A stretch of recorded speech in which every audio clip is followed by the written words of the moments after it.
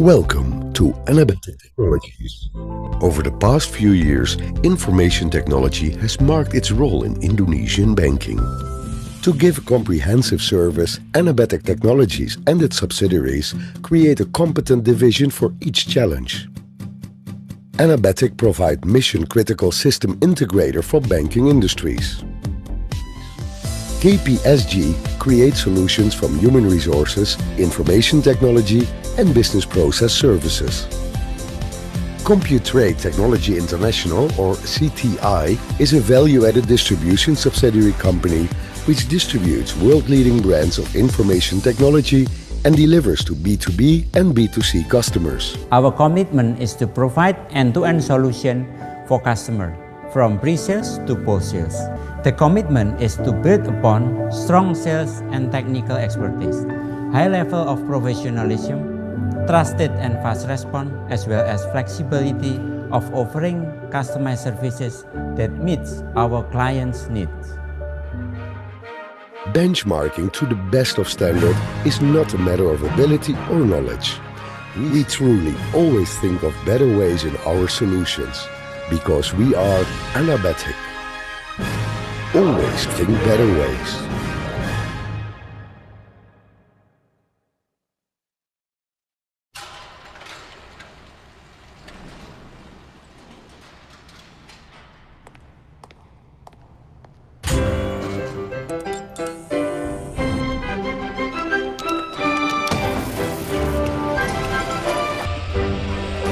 Today and every day, you are doing the impossible. In a time that's been completely unpredictable. You're doing it with so little time and under so much pressure.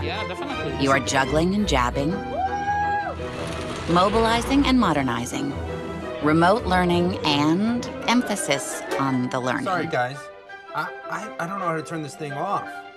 You are traveling and transforming, researching and resilienting. Okay, that's not a word, but you know what I mean. You are watching and welcoming, opening and, oh wait, now you're closing, and now you're opening again. For businesses around the world, it's a real challenge because increasing disruption comes with increasing complexity and an increasing need to have today's problems solved yesterday. That's why businesses are rethinking everything. Using hybrid cloud and AI with IBM, they're working not just productively, but predictively. Automating processes to simplify the complex, keeping private data protected, and adapting to ever-changing consumer habits. In a year that was like no other, businesses are taking a scientific approach with IBM to invent, discover, and solve problems like no one else. There's a lot to do, but together, we've got this. Together, we push, prove, demo, dare, work, wow, solve, spark, think.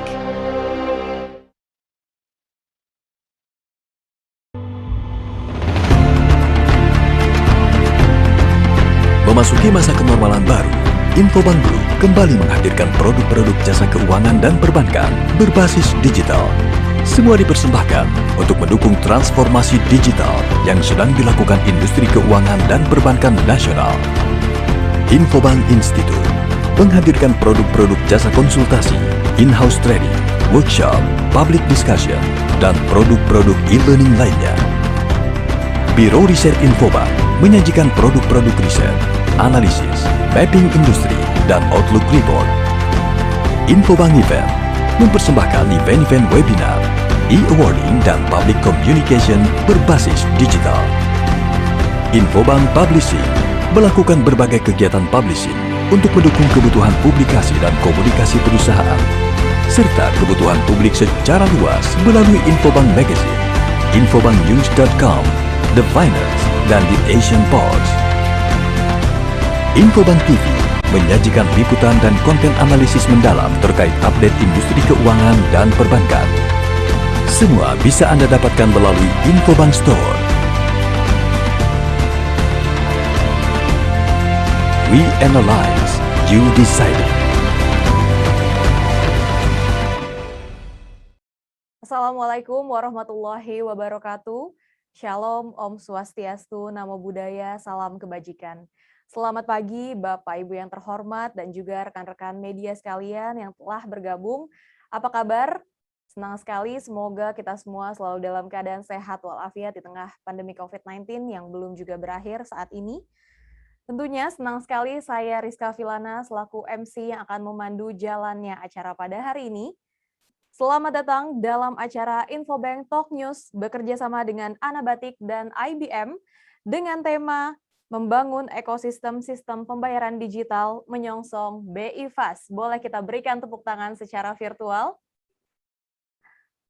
Baik, Bapak Ibu rekan-rekan sekalian, kami informasikan nanti akan kami kirimkan link feedback form yang boleh diisi oleh Bapak Ibu dan juga rekan-rekan yang akan kami kirimkan via chat dan nantinya akan ada hadiah menarik untuk rekan-rekan yang sudah mengisi link feedback form.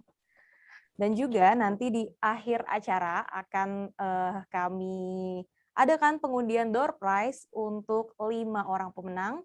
Jadi rekan-rekan sekalian, Bapak Ibu, silahkan ikuti diskusinya secara maksimal karena nanti untuk beberapa pertanyaan terbaik akan kita berikan door prize. Baik, selanjutnya izinkan kami mengucapkan selamat datang dan juga terima kasih secara khusus kepada para tamu undangan. Selamat datang kepada yang terhormat Ibu Yanti Pusparini, Direktur Eksekutif Asosiasi Sistem Pembayaran Indonesia. Yang kami hormati Bapak Andri Asmoro, Kepala Ekonom Bank Mandiri. Tentunya yang kami hormati Bapak Inyoman Sugiryasa, EVP for Application Management and Operation Bank BRI. Selamat datang yang kami hormati Ibu Regina Anastasia Koilam, selaku Head of Solution Anabatik. Tentunya selamat datang yang kami hormati Bapak Riko Wardana, Digital Banking Development Group Head Bank Syariah Indonesia. Tentunya selamat datang kepada yang terhormat Ibu Apriani Kurniasi selaku Direktur Infobank Digital Inisiatif Asia.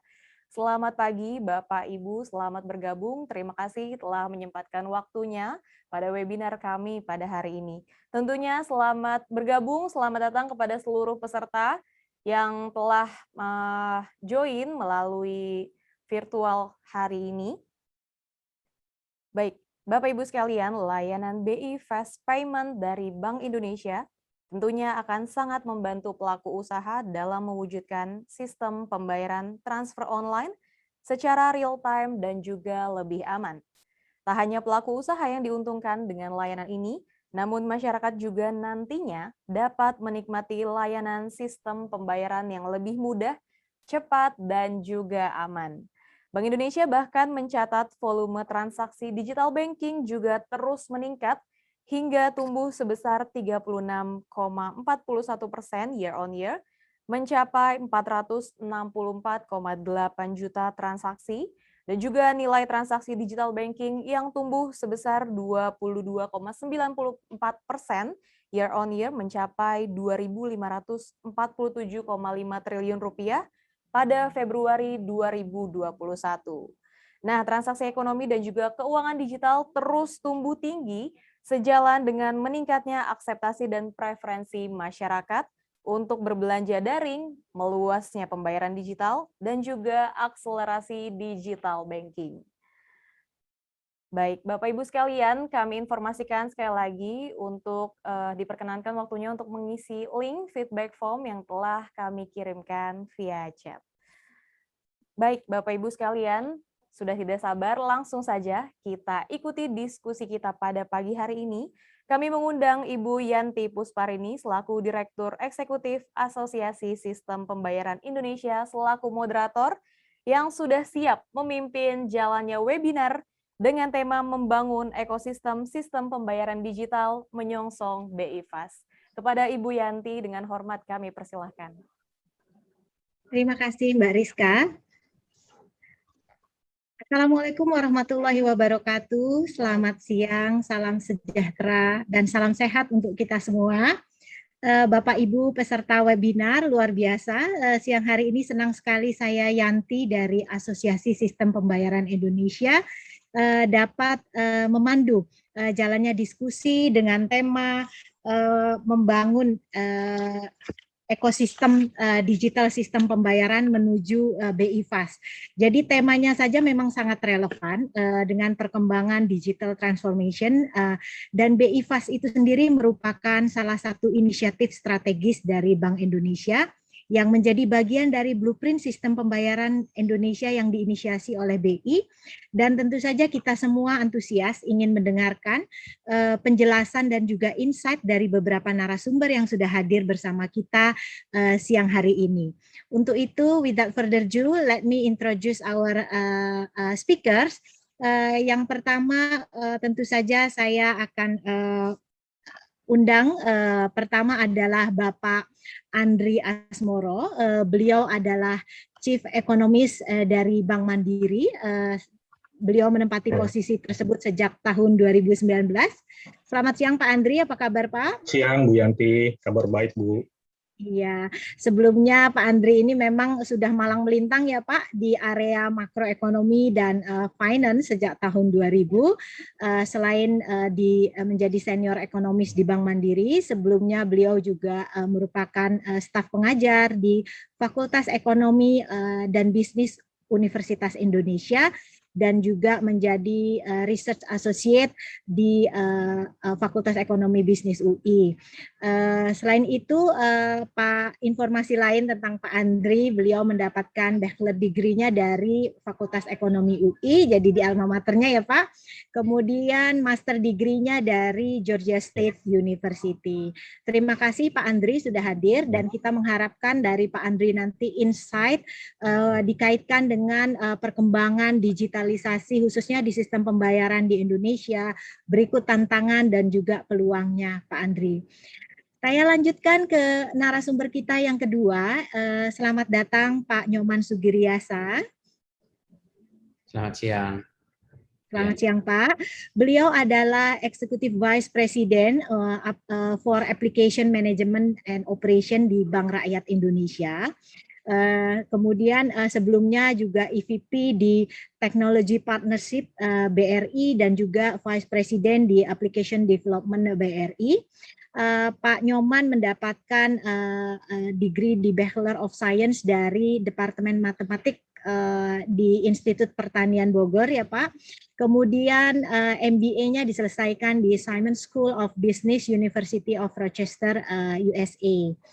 Kemudian yang terakhir, senang sekali mungkin dari Pak Nyoman kita akan mendengarkan gitu ya, bagaimana BRI selaku pelaku di industri sistem pembayaran melakukan persiapan-persiapan dan juga strategi dikaitkan dengan implementasi BI Fast ini. Terakhir saya perkenalkan tentu saja yang paling cantik di antara narasumber kita, Ibu Regina Anastasia. Apa kabar Bu? Baik Bu, selamat siang. Iya, beliau adalah Senior Vice President dari Solution Sales sekaligus Associate Director Business Development dari PT Anabatic Technology, yang tentu saja kita harapkan akan memberikan sharing seputar solusi-solusi yang dipersiapkan dan dikembangkan oleh PT Anabatic Technology dan juga IBM dalam hal ini mungkin untuk mendukung transformasi digital dalam sistem pembayaran di Indonesia, khususnya yang terkait dengan BI Fast. Ibu Regina Anastasia menyelesaikan S1 di Accounting Information System dari Universitas Surabaya, dilanjutkan dengan Manajemen Information Technology di Master Degree-nya di ITS. Demikian Bapak dan Ibu sekilas mengenai narasumber kita yang akan memberikan insight pada forum siang hari ini. Tapi mungkin supaya kita lebih rileks, saya lempar dulu sedikit pantun ya.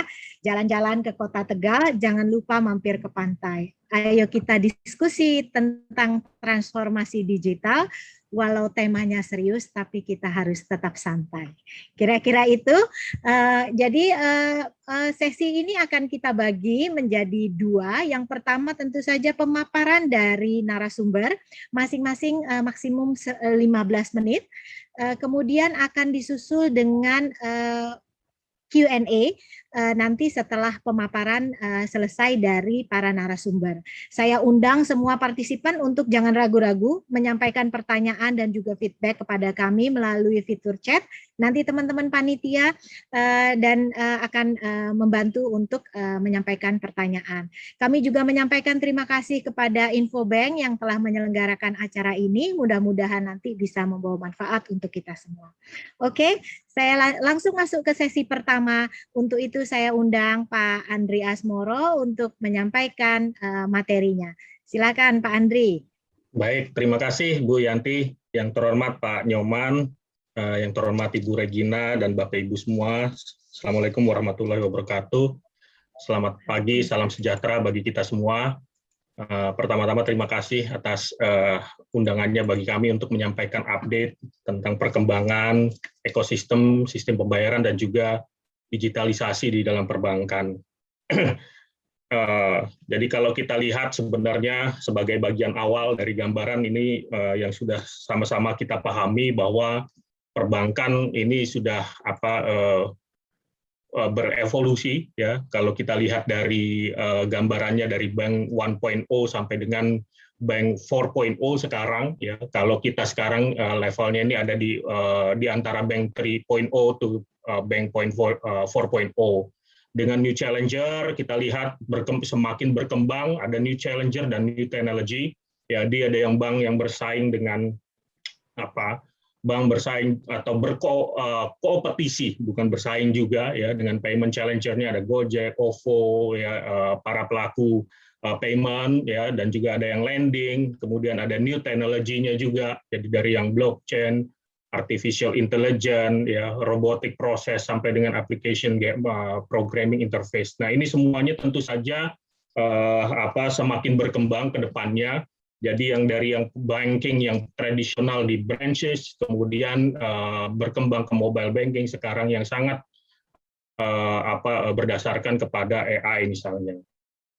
Nah, kalau kita lihat sendiri ya dampak dari evolusi tadi ya terhadap dunia transaksi dan juga pembayaran, ini kita udah jarang, apalagi sekarang di saat pandemi seperti ini sangat jarang kemudian untuk menggunakan ATM ya.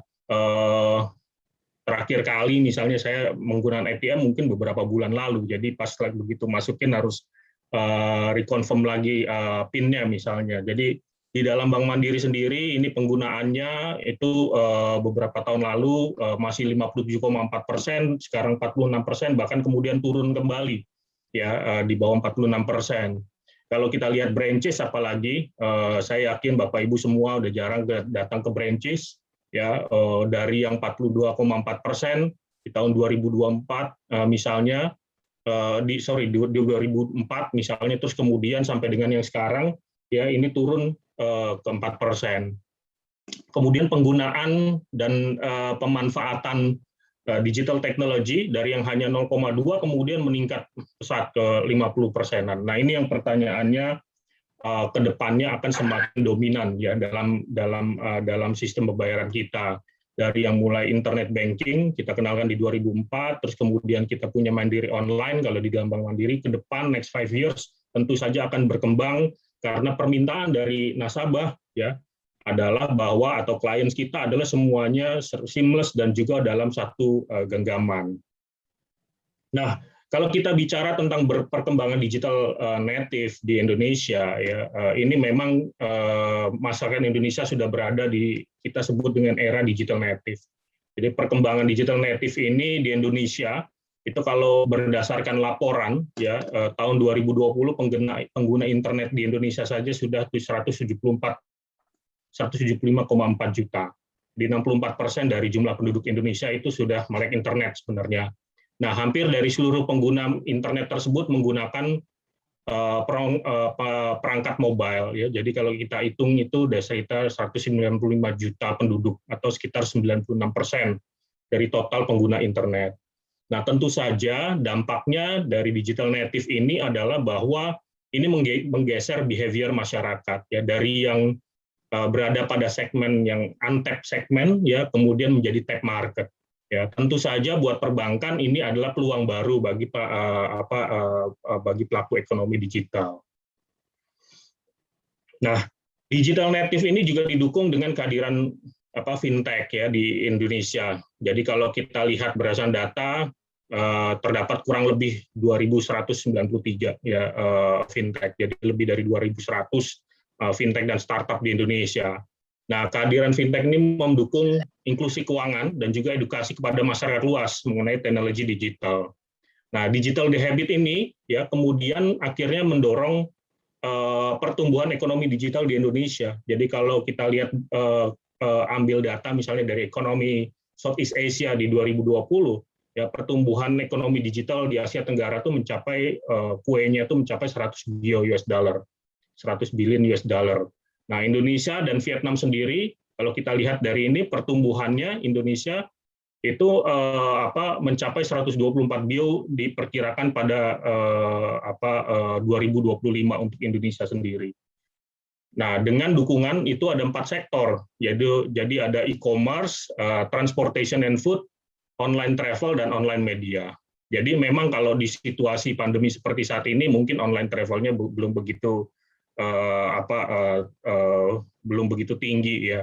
Namun begitu sudah misalnya PPKM dilonggarkan atau kita sudah pulih dari pandemi ya, ini kemudian akan booming balik lagi ke pola normal. Yang sekarang kalau kita lihat memang yang meningkat pesat adalah e-commerce dan transport, terutama transport and food dan terutama yang food-nya.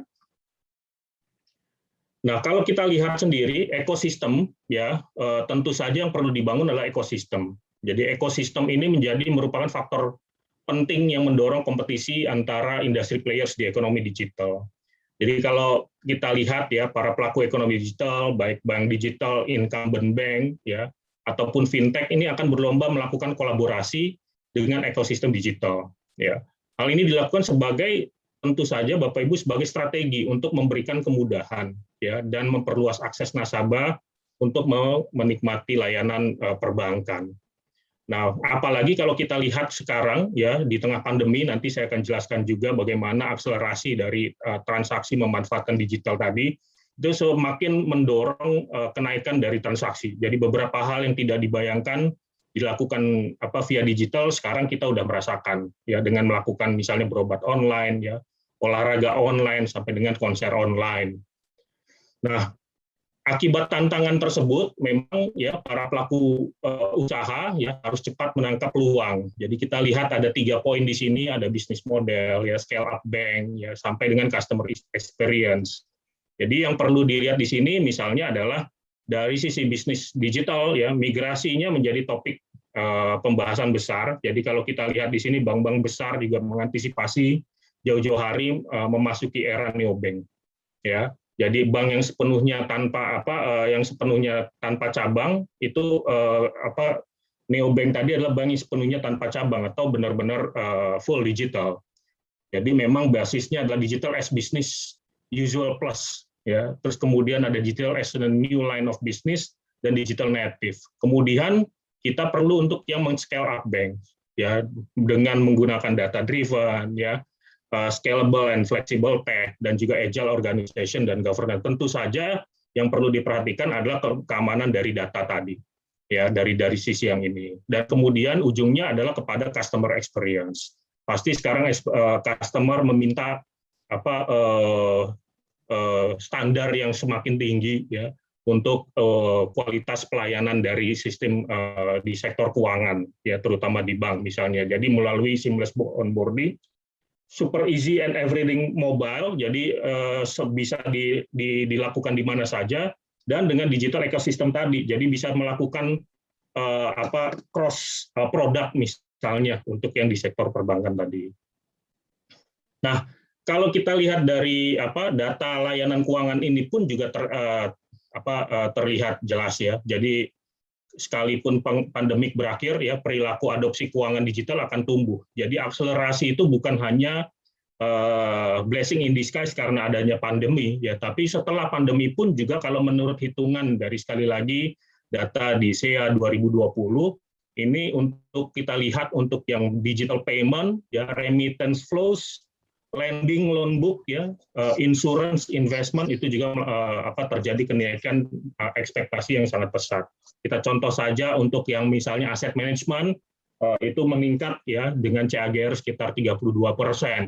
Insurance itu sekitar 31%. Nah, ini juga kalau kita lihat di sini nilai transaksinya mengalami peningkatan ya, salah satunya didorong oleh perkembangan e-commerce.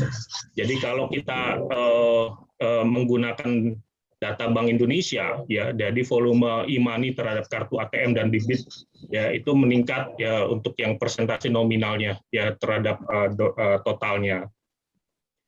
Nah, kalau kita bayangkan bagaimana dengan Bank Mandiri sendiri, ya, memang kita melakukan transformasi digital bahkan jauh sebelum masa pandemi. Ya, jadi kalau kita lihat dari transaksi nasabah, jadi sejak 2015 pergerakan transaksi itu secara signifikan udah ke digital channel. Jadi yang kita lakukan itu di dalam digital framework adalah pertama leveling up ya digital readiness. Yang kedua develop digital native products. Dan modernisasi distribution channel, yang keempatnya adalah kolaborasi strategis ya dengan ekosistem digital, dan yang terakhir adalah penerapan kapabilitas data analytics. Nah, ini yang terjadi sebenarnya kalau kita lihat ya dalam transaksi sepanjang 2020-2021 sepanjang pandemi. Jadi yang simpel-simpel sekarang udah masuk ke dalam pelayanan digital di perbankan sendiri. Jadi misalnya untuk pembayaran samsat ya, urusan surat menyurat terkait dengan kendaraan misalnya ya itu naik 4,4 kali. Ya, sementara tahun 2021 ini naik 4,4 kali. Terus kemudian bayar pajak ya itu dari yang kecil dia 2020 langsung melonjak ke 3,7 kali. Untuk utilities dan sosial juga sama. Jadi masyarakat Indonesia contohnya kalau kita lihat yang kanan ini sangat dermawan ya. Ini pembayaran zakat ini juga meningkat langsung scaling up ke 1,9 kali ya. Untuk yang utilities pembayaran air minum misalnya itu 2,1 kali. Begitu juga yang terakhir ini adalah belanja online dan digital literasi. Ini jumlahnya kalau kita bandingkan Bapak Ibu teman-teman semua, yang lainnya rata-rata 4,6 sampai 3,7 1 kali 2 kali ya. Yang ini meningkatnya sangat pesat. Jadi belanja online itu 9,5 kali. Jadi top up e-walletnya itu 9,5 kali 2021. Ya, sementara kalau kita lihat untuk yang pembayaran pegadaian misalnya ya ini terkait juga dengan situasi pandemi juga ya, pegadaian ini meningkat transaksinya 8,7 kali dengan yang melakukan online tadi. Nah, ini yang tadi gambaran di awal saya sampaikan. Jadi kalau kita lihat di sini 79,2% menggunakan ATM, drop ke hanya 54,6%. Ya, ini sama dengan yang tadi, intinya adalah bahwa transaksi digital kemudian semakin meningkat dengan ekosistem juga yang meningkat. Nah, apa tantangan digitalisasi sebagai bagian terakhir dari paparan kami, ya layanan keuangan dan perbankan? Yang pertama adalah memang kepemilikan akun, ya itu juga belum yang belum memiliki akses ke layanan bank itu masih tinggi, ya. Jadi kalau kita lihat di sini, misalnya ya ini yang masih regular bank account-nya ini masih tinggi ya di sini di 38,4%, ya sementara basic saving account-nya 4%, e-money-nya hanya 4,7%. Jadi memang masih besar peluang bisnisnya ke depan. Inklusi finansial memang masih menjadi tantangan ke depan, tapi memang ada sangat besar potensi kuenya ke depan. Nah, kalau dari sisi merchant, ini merupakan survei kami, Bapak Ibu semua. Jadi kalau kita lihat dari yang kepemilikan berdasarkan survei kepada UMKM, ya, itu pertanyaannya apakah melakukan transaksi non tunai, ya, itu yang menjawab tidak tuh masih cukup tinggi, ya. Yang menggunakan EDC dan e-wallet itu 11%, tapi kalau kita lihat yang e-wallet saja itu udah 24%. Jadi kalau dilihat dari bagaimana UMKM juga mengeksplor online, itu memang masih sekitar yang online-nya udah 53%. Masih ada kue besar 47% untuk semua misalnya UMKM menggunakan layanan perbankan digital misalnya. Nah, channel online yang digunakan itu memang rata-rata kalau kita lihat nih adalah yang medsos masih. Jadi berjualan karena rata-rata UMKM juga masuk di food and beverages misalnya, itu menggunakan medsos, jalur medsos. Kemudian yang berikutnya yang 38% itu adalah instant messages. Nah, jenis e-walletnya yang digunakan kalau dari survei kami, ini memang yang pertama ini masih menggunakan OVO 72%, GoPay 66%. Ya, kita lihat yang baru yang ketiganya adalah Link Aja. Nah, sebaran layanan keuangan memang masih belum merata. Jadi kalau kita lihat di sini, ya kalau dari data Podes yang kita hitung, ya itu yang no bank ATM but agent banking yang sangat berperan itu adalah di Jawa Sumatera, ya. Tapi kalau kita lihat yang yes, 2 menit lagi Pak Andri. Ya, Terima kasih. beberapa slide lagi. Terima kasih. Ya, sementara di luar di Indonesia Timur misalnya masih perlu ada penetrasi di sini. Kalau kita lihat yang lainnya ini adalah masalah klasik. Saya rasa ketika jaringan misalnya telekomunikasi semakin beragam dan semakin menyebar, ya, yang kuning-kuningnya menjadi hijau, jadi coverage ini baru 3G+, ya semakin tinggi. Saya rasa ini juga menjadi peluang juga di samping juga tantangan, tentu saja peluangnya.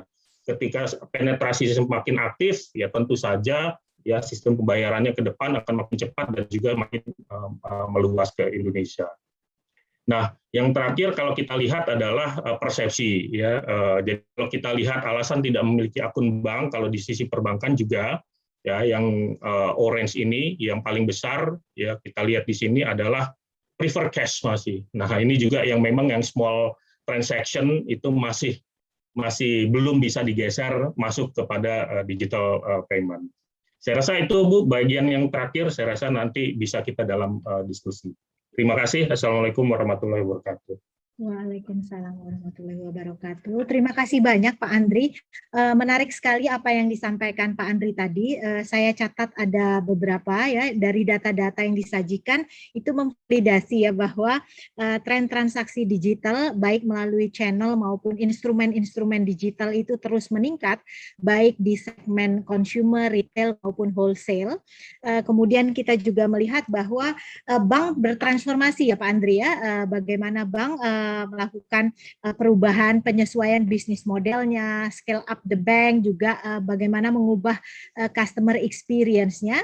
Dan tentu saja kita juga catat masih ada beberapa tantangan, terutama dalam hal infrastruktur yang belum merata, kemudian juga persepsi ya, dan juga bagaimana men-tackle tantangan itu antara lain peningkatan dari kompetisi tadi ya, dengan membangun ekosistem digital dan juga tentu saja yang tidak kalah penting adalah literasi.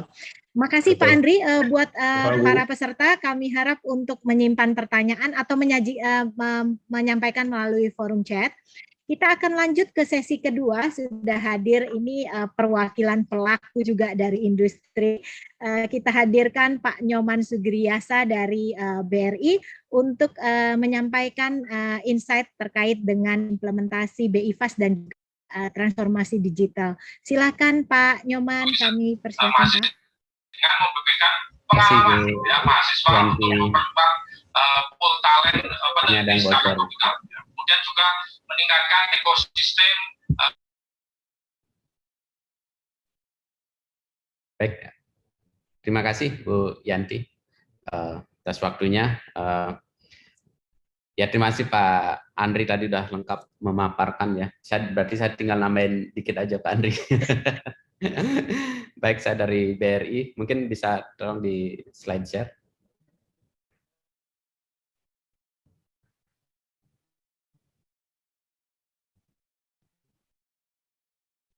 Teman-teman panitia bisa slide share Bu Yanti? Iya.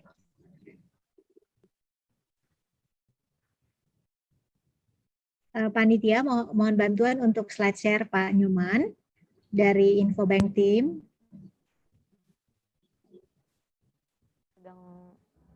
Di share screen. Atau boleh saya diberikan kapabilitas untuk share screen dari hostnya. Saya bisa share materi Pak Nyoman jika memang membantu. Sambil menunggu ya Pak Nyoman ya.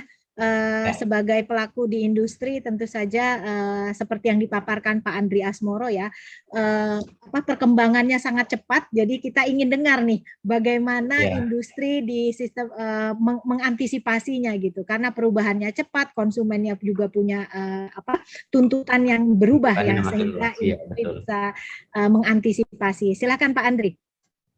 Silakan Pak Nyoman. Ya, silakan. Baik, terima kasih Bu Yanti. Baik, selamat siang Bapak Ibu semua. Hari ini saya coba sharing ya sedikit terkait dengan bagaimana kita memperkuat ekosistem pembayaran dengan BI Fast. Next. Baik, saya coba akan bicara 4 hal, sedikit aja slide-nya. Yang pertama mengenai digital innovation trend ya, tadi Pak Andri juga sudah sampaikan. Kemudian bagaimana payment ecosystem BRI evolving gitu ya. Kemudian nanti ke depan bagaimana nanti BRI bisa mengadopsi BI Fast untuk melakukan strengthening terhadap payment ecosystem, dan terakhir itu tantangan yang akan kita hadapi ke depan. Next. Baik, Bapak Ibu tadi juga sudah di-share sama Pak Andri bahwa semuanya sekarang itu berinovasi gitu ya. Berinovasi ke arah digital gitu ya.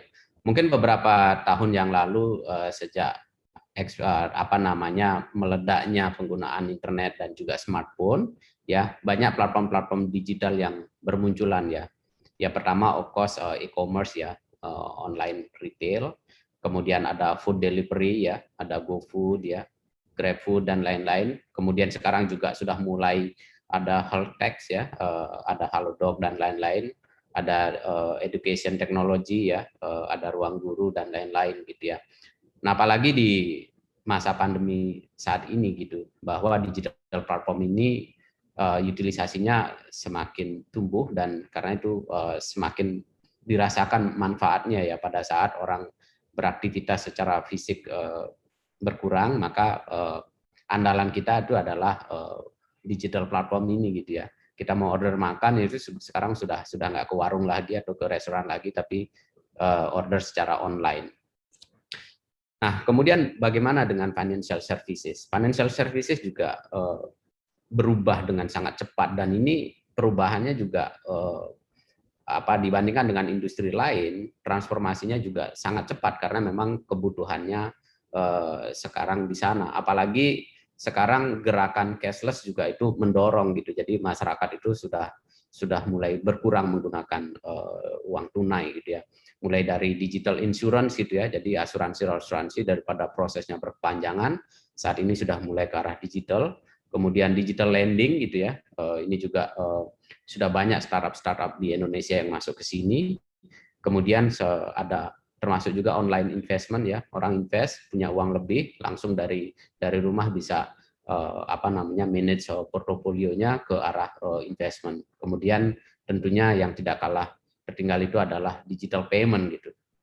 Jadi payment ini sudah semakin berkembang pesat, apalagi BI juga sudah mulai menstandarisasi QR code gitu, itu sangat sangat fenomenal di masyarakat karena sekarang sudah tidak silo-silo lagi sistem pembayaran menggunakan QR code.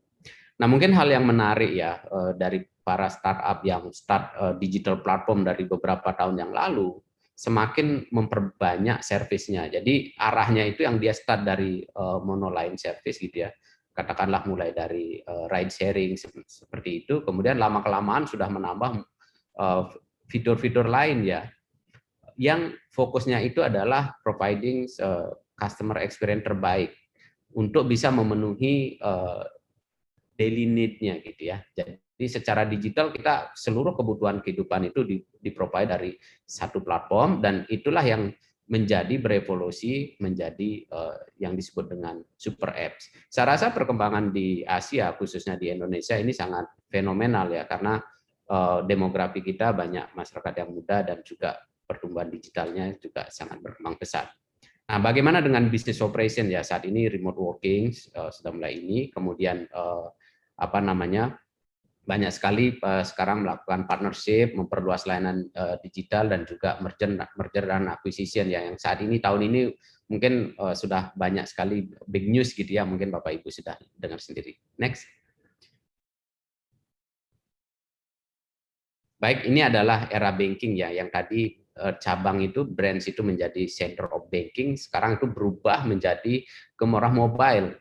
Jadi sekarang ini center of banking itu ada di mobile, jadi mulai dari buka rekening sampai seluruh aktivitasnya ada di mobile. Dan sekarang ini sudah berubah lagi ke arah open banking. Jadi banking itu mengopen produk-produknya untuk bisa diekspos ke partnership dengan industri-industri lain supaya produk-produk banking itu bisa diakses. Jadi accessibility dengan teknologi API saat ini semakin berkembang pesat dan itu sangat dimudahkan, dan tentunya the ultimate winner itu pasti customer, kira-kira gitu. Jadi semuanya sekarang semakin mudah dan semakin terintegrasi dengan open API. Jadi model banking sekarang itu mengarah ke open banking. Next. Baik Bapak Ibu, saya akan coba paparkan beberapa hal yang terkait dengan bagaimana dengan di BRI, bagaimana payment transaction berevolusi gitu. Jadi sama seperti yang Pak Andri sampaikan di Mandiri ya, transaksi di cabang itu sudah mulai menurun gitu ya. Kemudian transaksi ATM juga tumbuh, tapi itu udah sangat steady gitu ya. Kemudian di BRI ini adalah major channel untuk transaksi payment ya. Ada cabang, ATM, cash management, keagenan ya. Kemudian ada API dan juga mobile banking, kita nyebutnya Brimo. Nah, ATM sudah sangat steady ya. Cash management itu adalah transaksi-transaksi dari korporasi, masih tumbuh gitu ya, meskipun rate-nya tidak terlalu tinggi. Kemudian keagenan ya, kita punya agen Briling, itu tumbuhnya juga cukup signifikan, double digit gitu ya. Nah, ini yang menarik ini adalah era API dan juga mobile banking itu sudah triple digit.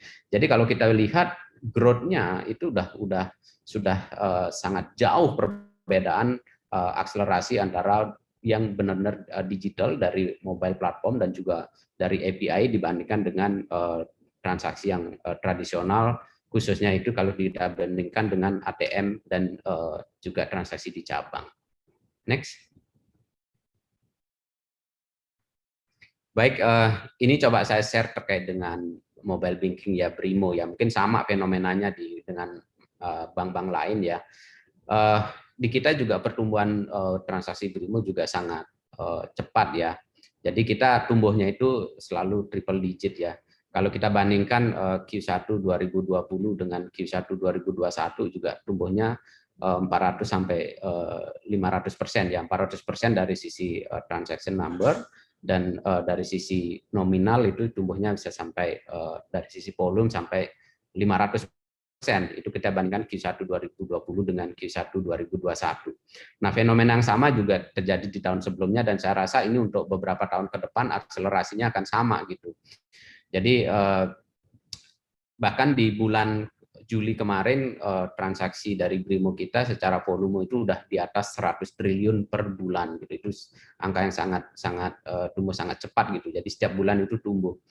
Nah, kemudian kalau kita bandingkan dengan ATM ya, ATM memang sudah mengalami penurunan ya secara secara market share. Jadi sama seperti yang yang di-share oleh Pak Andri. Mungkin perkiraan kita di tahun 2021 secara jumlah transaksi udah ATM persentasenya sudah tertinggal dibandingkan dengan dari mobile.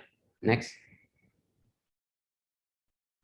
Baik, ini adalah beberapa payment services yang kita miliki ya. Yang utama ya, pertama adalah clearing, RTGS, kemudian transfer online dan virtual account. Nah, virtual account ini dipakai banyak di e-commerce. Nah, kalau clearing dan RTGS itu secara pertumbuhan itu sangat rendah ya, steady lah termasuk dari waktu ke waktu gitu. Nah, ini menunjukkan bahwa preference customer itu adalah transaksi ke arah online ya. Mulai dari online transfer dan juga transaksi pembayaran melalui virtual account itu tumbuh double sampai triple digit ya. Kalau kita bandingkan Januari sampai Juni di 2020 dengan Januari sampai Juni di 2021. Ternyata pandemi ini tidak menurunkan jumlah transaksi secara digital gitu. Jadi transaksi digitalnya juga tetap tumbuh. Nah, oke, next.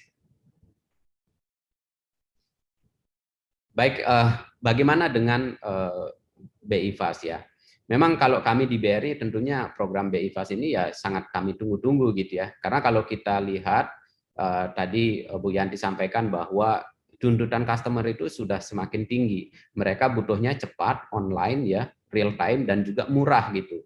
Nah, maka ini juga kita akan apa namanya sesuatu yang sudah ditunggu oleh masyarakat dan juga oleh industri bahwa transaksi itu sudah mulai ke arah real time transaction.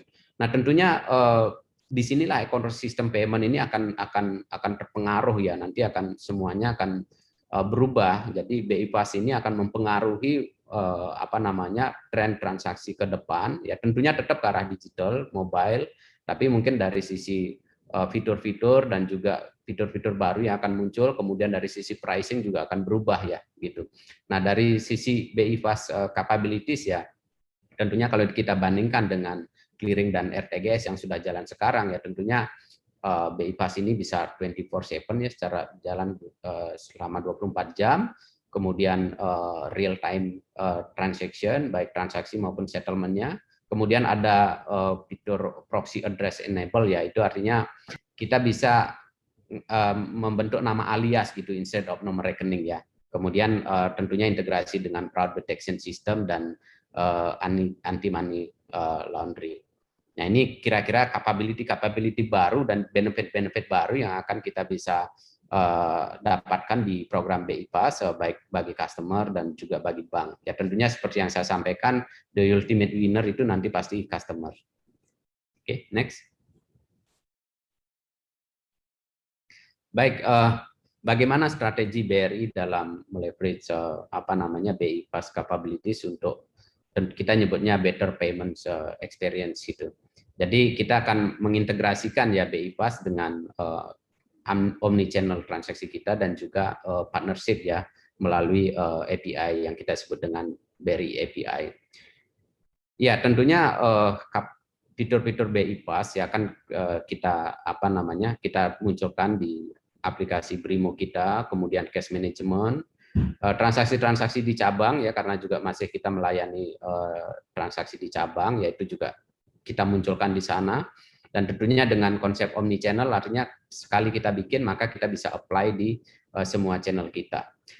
Nah, kemudian agen-agen Briling juga akan menikmati fitur baru ya, transfer antar bank dengan BI Fast yang secara real time online. Sekarang sudah ada fitur tersebut melalui beberapa switching payment, tapi ini nanti akan tentunya akan lebih masif lagi karena ini datang dari apa namanya dari regulator. Kemudian ATM tentunya juga akan sama, dan yang besar itu nanti adalah dari API. Bagaimana kita mengintegrasikan BI Fast ini dengan partner-partner kita, mulai dari bank lain ya, mungkin bank-bank kecil yang butuh berpartner dengan kita, kemudian ada e-commerce ya, dan juga startup-startup yang membutuhkan payment gitu ya, payment transaction. Kita bisa menjadi backbone payment transaction terhadap startup-startup yang ada saat ini. Next. Punten Pak Nyoman, waktu kita tersisa sedikit lagi. Okay. Menarik ini BI Fast-nya ya. Ya, baik, ini adalah jadwal implementasi kita. Kita tentunya ngikut jadwal dari BI ya. Kita rencana live untuk fase 1 di Desember 2021, dan tentunya sesuai dengan roadmap BI, kita mengikuti roadmap sampai 2023. Oke, next. Dan ini adalah slide terakhir, bagaimana dengan tantangan ya. Nah, tantangan ini ya berikutnya mungkin dari sisi Bank Indonesia, antara fungsi sebagai regulator dan juga operator untuk real time transaction akan seperti apa. Kemudian yang kedua adalah smaller transaction fee per transaction for bank gitu ya. Jadi tentunya bank itu harus sudah terbiasa dengan transaksi yang fee-nya lebih kecil, tapi nanti kita main di volume tentunya. Kemudian Open API, era Open API ini sebenarnya sangat mudah dan sangat cepat sebenarnya integration-nya. Nah, sementara BI Fast ya mungkin perlu mengadopsi kelebihan Open API ini. Kemudian bagaimana dengan kompetisi dengan real time fund transfer yang ada saat ini, misalkan ada ATM bersama, jaringan link, jaringan prima gitu ya. Nah, kemudian in the future bagaimana? Tadi Pak Andri juga sampaikan blockchain teknologi ya. bagaimana ini adalah teknologi baru yang tentunya menghilangkan perantara, intinya gitu. Jadi bisa koneksi langsung antar entitas dengan menggunakan blockchain. Kemudian ya tentunya ada cryptocurrency yang sekarang ini lagi hype. Ini merupakan sebuah bentuk uang yang sangat disruptif yang tentunya ini fully digital dan ini bisa menjadi sesuatu yang bentuk yang berbeda di masa yang akan datang. Oke, baik, saya rasa itu aja dari saya. Terima kasih Bu Yanti. Terima kasih banyak Pak Nyoman atas sharingnya. Ada beberapa key point yang saya tangkap tadi, luar biasa. Karena kita sudah mulai menyentuh nih BI Fast itu seperti apa ya. Pak Nyoman tadi juga menyampaikan betapa kita sudah sampai di era Open API, di mana itu diharapkan bisa mempercepat integrasi dalam banking ecosystem dan juga payment ecosystem secara spesifik. Dan khusus untuk BI Fast ada beberapa kapabilitas yang diharapkan nanti akan menyempurnakan yang ujung-ujungnya akan menjawab tuntutan customer dengan fitur-fitur BI Fast. Walaupun kita juga catat ada beberapa tantangan dalam mengimplementasikan BI Fast, di mana tadi Pak Nyoman juga meng-highlight ya bagaimana menyelaraskan peran dari BI selaku regulator sekaligus sebagai nanti operator dari BI Fast itu sendiri, juga gimana kalau nanti fee-nya BI Fast itu lebih rendah yang tentunya akan berdampak ke fee based income dari perbankan. Dan memang yang menarik juga adalah tentu saja kita ingin melihat gitu ya kolaborasi apa dengan kondisi bahwa saat ini sebetulnya sudah ada infrastruktur real time payment yang sudah dikembangkan secara terpisah gitu ya. Mungkin itu yang catatan dari saya. Saat ini kita sudah masuk ke hampir jam 11. Saya perkenalkan lagi yang ketiga narasumber kita. Mungkin ini memberikan pencerahan. Kalau tadi dari persiapan strategi mengimplementasikan BI Fast sudah di-share oleh Pak Nyoman, kita ingin mendapatkan insight dari Ibu Regina Anastasia dari Anabatic Technology tentang solusi yang mungkin dapat menjembatani gitu ya. Jadi bagaimana antara pelaku di industri sistem pembayaran sebagai penyelenggara nanti dengan pihak penunjang seperti yang diberikan oleh Anabatic Technology. Untuk itu saya serahkan waktu kepada Ibu Regina Anastasia untuk memulai presentasinya. Silakan Bu.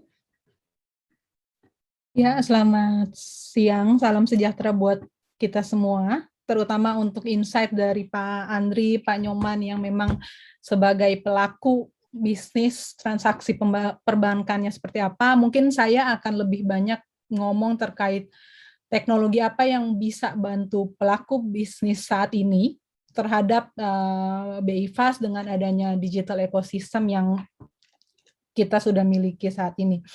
Mungkin sekilas merefresh dari sisi Anabatic, saya sedikit perkenalan. Dari sisi Anabatic, kita punya a whole solution arsitektur. Jadi dari sisi Anabatic sendiri, kita punya solusi yang terkait dengan front end dan back end. Untuk front end lebih banyak interaction dengan customer, kemudian gimana kita untuk dapetin new customer acquisition, kemudian kita retain customer, kita buat cross-selling terhadap produk-produk yang ada. Kemudian kita juga punya yang namanya layer enterprise integration. Sebagai bagian dari back-end application, kita juga banyak ngobrol terkait dengan core banking. Satu yang menarik dan yang memang menjadi tren saat ini yaitu terkait dengan payment system. Kalau kita lihat sekarang dan memang yang menjadi fokus diskusi kita hari ini bahwa tren digital ini juga terkait dengan bagaimana kita itu proceed payment secara online dan orchestrate dari semua ekosistem yang ada saat ini. Nah, ini kita coba create solution yang memang relate dengan apa yang sudah distandarkan oleh regulator. Di sisi lain, Anabatic juga provide dari sisi infrastructure, bersama-sama dengan IBM juga kita provide nggak cuma dari sisi application, tapi kita juga ngomong dari sisi infrastructure-nya. Jadi, gimana kita bisa apply solution dengan didukung oleh infrastruktur yang stable, scalable, sehingga bisa mendukung proses transaction online-nya secara tepat.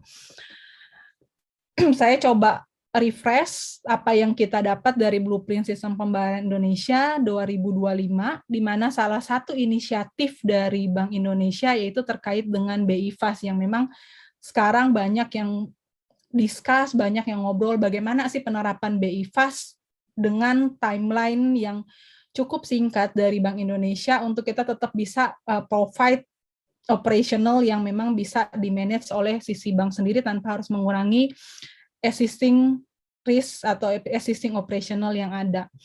Kalau kita ngelihat dari ekosistem ekonomi dan keuangan digital yang sudah dirilis oleh Bank Indonesia, tujuannya apa? Tujuannya adalah 91,3 juta penduduk yang unbanked dan 62,9 juta yang UMKM, ini akan dimasukkan dalam satu keuangan digital yang sudah dibuat oleh Bank Indonesia. Tujuannya adalah kita punya centralized dari sistem pembayaran yang dilakukan oleh masing-masing entity. Kalau mungkin dulu kita ngomong SKN, RTGS lebih terlimitasi di sisi bank, di sini kita lebih banyak ngomong semua ekosistem yang ada yang mempunyai transaksi finansial itu kita berintegrasi, kita create proses pembayaran untuk bisa tersentralisasi ke Bank Indonesia. Jadi kalau kita ngomong sekarang ada Open API, nanti Open API ini akan tersentralize ke Bank Indonesia untuk provide payment atau transaksi-transaksi yang terkait dengan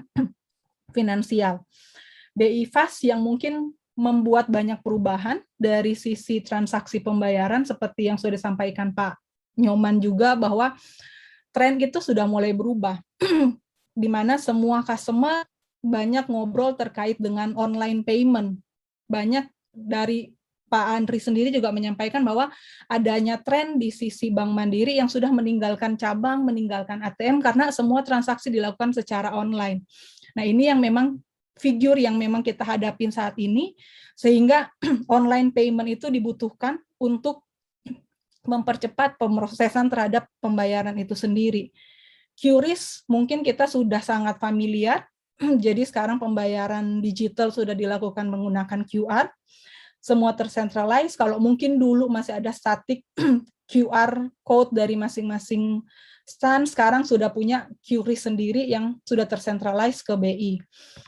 IPT lebih banyak kita lebih ngomong terkait dengan pembayaran yang terintegrasi antar ekosistem yang ada.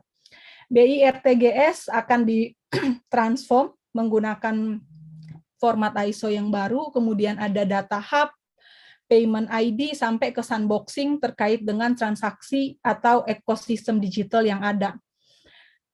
Di mana transformasi payment ini tidak terbatas untuk pelaku finansial seperti bank, kemudian fintech, tapi juga didorong untuk elektronifikasi atau transaksi-transaksi yang dilakukan oleh misalnya Pemda. Jadi ini diharapkan adalah semua transaksi ekonomi yang dilakukan dapat tersentralize ke Bank Indonesia.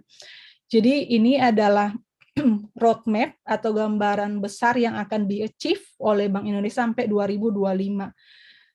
Kalau saya bisa merefresh, mungkin Bapak Ibu dari pelaku atau perbankan sudah sangat familiar dengan timeline yang disampaikan oleh BI, di mana 2021 yang akan kita achieve adalah BI Fast yang terkait dengan kredit transfer dan proxy address. 2022 akan ada adoption untuk SWIFT dengan menggunakan ISO 20022. Kemudian 2023 akan ada penerapan BI RTGS sampai ke real-time cross-border dan payment. Jadi ini yang akan di-achieve oleh Bank Indonesia terkait dengan sistem pembayaran yang ada di Indonesia saat ini. Dari sisi teknologi, apa sih yang kemudian diperlukan atau apa yang sebagai bank perlu untuk mempersiapkan? Yang pertama yang harus dipoin adalah terkait dengan compliance, karena kita ngelihat bahwa ISO 20022 terutama yang akan dipakai untuk BI Fast mempunyai standar messaging sendiri untuk melakukan pemrosesan terhadap transaksi pembayaran. Hal kedua yang harus dilihat adalah terkait dengan security. Mungkin tadi Pak Nyoman juga sempat sampaikan terkait dengan security pada saat transaction itu diproceed. Hal kedua yang harus dilihat adalah terkait dengan ekosistem. Kalau kita lihat tadi dari penjabaran Pak Andri dan Pak Nyoman kita bisa lihat bahwa bank pun sekarang sudah mempunyai ekosistem sendiri untuk memperkaya atau meningkatkan bisnisnya sendiri. Jadi dia punya ekosistem yang sudah mengcover Open API, kemudian bekerja sama dengan retail, karena sekarang kita ngelihat adanya perubahan tren dari sisi retail di mana semua dilakukan secara digital, sehingga ekosistem terkait dengan pembayaran itu sendiri pun diperluin untuk dapat memproses transaction yang datang dari retail. Dengan adanya kondisi ini, banyaknya perubahan, misalnya dari sisi ekosistem, kemudian dari sisi compliance, agility itu diperluin. Karena bagaimana bank atau sebuah entity itu melakukan transformation, itu sangat dibutuhkan agility, kecepatan dalam mempersiapkan. Karena jangan sampai misalnya apa yang sudah kita buat dari sisi bisnis itu telat karena teknologi kita belum ready. Jadi sebuah sistem yang agile sangat dibutuhkan untuk bisa menang dalam pertarungan atau kompetisi yang ada di market. Satu hal yang memang harus diperhatikan, terutama untuk penerapan BI Fast terkait dengan TPS atau services yang akan dilakukan, yang harus diperform oleh bank. Di mana kalau kita tahu BI Fast seperti yang Pak Nyoman sudah sampaikan tadi, dan kita juga sudah aware dari sisi regulasi yang sudah dikeluarkan oleh Bank Indonesia bahwa BI Fast harus diproses secara online, which is berarti dari sisi sistem harus ready 24 hour by 7. Nah, ini berarti dibutuhkan dukungan dari sistem yang memadai sehingga bisa memperform online transaction itu sendiri. Dari sisi platform, yang tadi kita sempat discuss bahwa agility dari sisi platform itu yang harus diperlukan. Kemudian kalau kita ngomong dari sisi ekosistem, di sini kita coba perkenalkan satu solusi dari Anabatik terkait dengan digital transformation platform, di mana di sini agility terhadap dari platformnya itu sendiri bisa komunikasi dengan multiple system, dengan omni channel yang ada yang dimiliki oleh bank. Misalnya kita ngomong sebuah bank punya internal system terkait dengan core banking-nya, kemudian terkait dengan credit card atau sampai dengan treasury system, itu bisa komunikasi dengan digital system-nya. Misalnya kita ngomong eKYC, kemudian biometrik, kemudian e-wallet atau open API lain yang terkait dengan pembayaran misalnya. Kemudian yang kita poin juga terkait dengan pemrosesan transaction yang related dengan bank, yaitu adanya fraud dan application monitoring.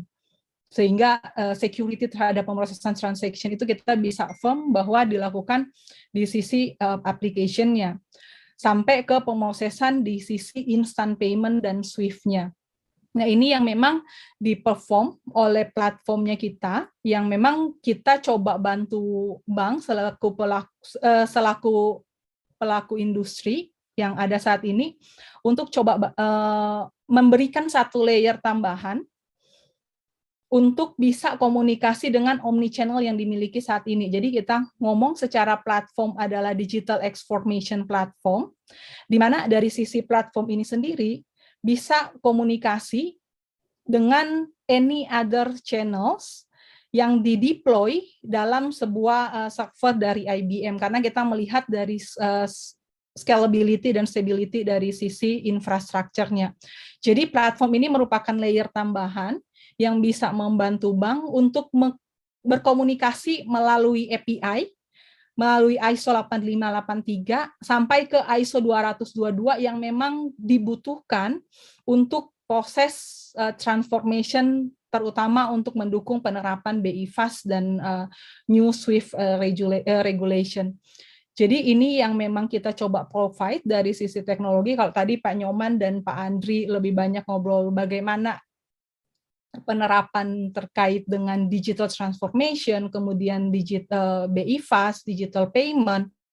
Nah, di sini mungkin kita coba bantu dari sisi layer solution, apa sih digital payment switch yang memang kita bisa provide. Jadi kita punya satu solution yang memang bisa membantu bank untuk melakukan transformation, tidak harus mengubah whole system yang ada, tapi menambah satu layer untuk transform. Misalnya kalau dulu kita proceed transaction pakai 8583, ISO 8583. Nah, sekarang ISO 8583 kita transform ke ISO 20022. Nah, ini yang memang kapabilitas dari digital payment-nya kita, di mana kalau kita ngomong dari sisi digital payment yang kita provide, tidak terbatas sebagai converter saja untuk bisa ngobrol dengan konektor yang dimiliki oleh BI, tapi beyond of converter, tapi kita provide dari sisi payment switch-nya. Jadi tidak terbatas converter, tapi yang kita provide adalah payment switch, karena yang kita akan aim adalah bagaimana bank itu bisa in dengan yang namanya blueprint sistem pembayaran di Indonesia sampai 2025. Mungkin itu yang bisa saya share siang hari ini. Feel free, kita bisa discuss di sesi Q&A. Terima kasih Ibu Regina atas paparannya. Jadi Ibu Regina banyak meng-highlight ya solusi yang harus dipersiapkan oleh industri, khususnya pelaku di sistem pembayaran. Tadi saya catat ada beberapa hal, key point yang di-highlight Ibu Regina. Yang pertama harus mempersiapkan compliance-nya, baik itu dari sisi security, data format, dan sebagainya.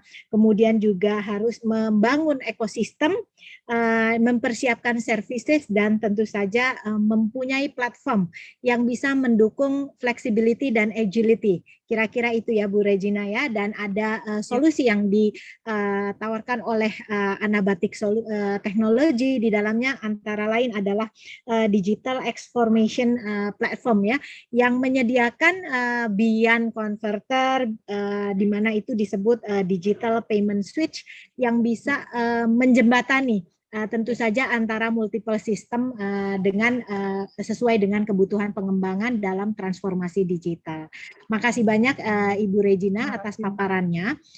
Sebelum saya masuk ke forum Q&A, saya di sini ada sebetulnya ada kehadiran ya. Jadi di sini ada guest speaker-nya juga ya. Mungkin saya undang ini Bapak Riko Wardana, Digital Banking Development Group Head dari Bank Syariah Indonesia. Selamat siang Pak Riko Wardana. Mungkin bisa ditampilkan Pak Riko di sini. Selamat datang di sesi webinar kita. Assalamualaikum warahmatullahi wabarakatuh. Waalaikumsalam Pak Riko, thank you udah hadir. Mungkin sebelum saya masuk ke Q&A, Pak Riko bisa menyampaikan sedikit tanggapannya dari materi yang sudah dipaparkan oleh para narasumber kita hari ini. Silakan Pak Riko, mungkin 5 menit Pak. Oke, ya bismillahirrahmanirrahim. Assalamualaikum warahmatullahi wabarakatuh. Waalaikumsalam. Izinkan nyapa juga dengan Mas Asmo, Beli Nyoman, Mbak Regina. Jadi soalnya ketemunya online terus nih, jadi sama Beli, biasanya ngopi sama Beli Nyoman gitu ya. Izin tadi menanggapi sepakat saya rasa dengan yang disampaikan oleh Mas Asmo, sama Beli Nyoman tadi ya, terkait dengan perkembangan digital saat ini. Rasa-rasanya bank tidak mungkin untuk tidak ikut, tidak mungkin untuk tidak build capabilities untuk digitalnya. Karena udah sekarang apa yang ada kita miliki ini rasa-rasanya kurang terus untuk memberikan kemudahan buat customer-nya, buat nasabah ya. Sepakat juga BSI walaupun sebagai newcomer gitu ya, kami baru selesai beresin merger, tapi rodanya juga harus ikut dengan fast track-nya F1 formula gitu ya, cepet-cepetan untuk grab customer gitu. Jadi let's say number misalkan tadi baik di BRI maupun di Mandiri gitu ya, berlipat-lipat transaksi itu juga kami di sisi BSI, di Syariah gitu juga dapatkan hal yang sama gitu ya. Jadi mau ready nggak ready, misalkan kayak transaksi mobile banking, BSI itu lebih 100% ada udah sampai year on year-nya gitu ya. Padahal ini baru bicara dari semester pertama gitu. Jadi sepakat dengan itu. Lalu kemudian tentang BI Fast ini, sekali lagi ini juga kita apresiasi dan juga antusias dengan Indonesia ASPI gitu ya.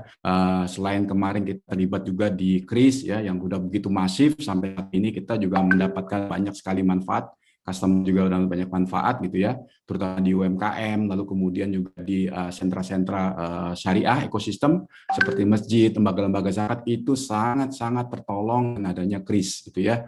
Jadi sangat luar biasa pertumbuhan transaksi di situ. Nah, kita lihat sekarang BI Fast. Jadi kami juga tergabung di dalam working group untuk menyiapkan ini ready di Desember 2021. Jadi sesuai dengan plan, kita komitmen untuk membuat ini live untuk transfer kreditnya yang single individual. Dan yang lebih canggih lagi, ini juga nanti akan tersedia dengan proxy. Jadi orang bisa mengirim tanpa nomor rekening, bisa dengan nomor HP maupun email gitu ya. Nah, ini yang menjadi akan luar biasa, yang menjadi terobosan. Dan dengan BI Fast ini kita lihat sangat besar efisiensi yang dibuat gitu ya. Efisiensi proses transaksi itu sangat dibuat. Kita sama-sama tahu bahwa transaksi ini melibatkan banyak pihak. Transaksi ini juga cost di sisi dispute manajemennya, dispute transaction-nya. Nah, dengan mekanisme yang baru ini, insya Allah ini benar-benar full real time, sehingga kita bisa membereskan dispute ini dengan sangat efisien. Itu yang kita harapkan dari BI Fast. Dan kita percaya juga dengan roadmap BI itu tidak hanya bicara tahun ini, tapi bicara 2-3 tahun ke depan, sudah disiapkan juga untuk yang transfer debit, yang direct debit. Jadi kami melihat gitu ya ke depan tidak hanya bicara transfer antar bank atau antar institusi PJSP, tapi nanti akan melibatkan juga transaksi e-commerce yang saat ini walaupun sudah cukup baik, tapi saya pikir terobosan untuk melibatkan ini ke BI Fast itu akan jadi luar biasa. Transaksi e-commerce kita akan lebih efisien, lebih efektif, dan impact-nya tentunya kepada nasabah. Lalu kemudian juga terkait dengan tadi implementasi di sisi kami, selain development juga kami update. Saat ini development sudah menyentuh di angka 80% progresnya, saya rasa sama dengan most of the banks, karena kita harus sudah masuk ke fase untuk testing di pertengahan mid Agustus ini, dan kita akan libatkan user untuk testing di Oktober gitu ya, di Oktober. Jadi kita akan ada go no go-nya itu sekitar mungkin Desember awal. Ya. Jadi ini suatu proyek yang luar biasa, yang tantangannya luar biasa, tapi saya pikir working group-nya sangat efektif, sangat proaktif. Semua bank melihat ini suatu kesempatan untuk terobosan. Jadi challenge-challenge tadi bertahap kita selesaikan.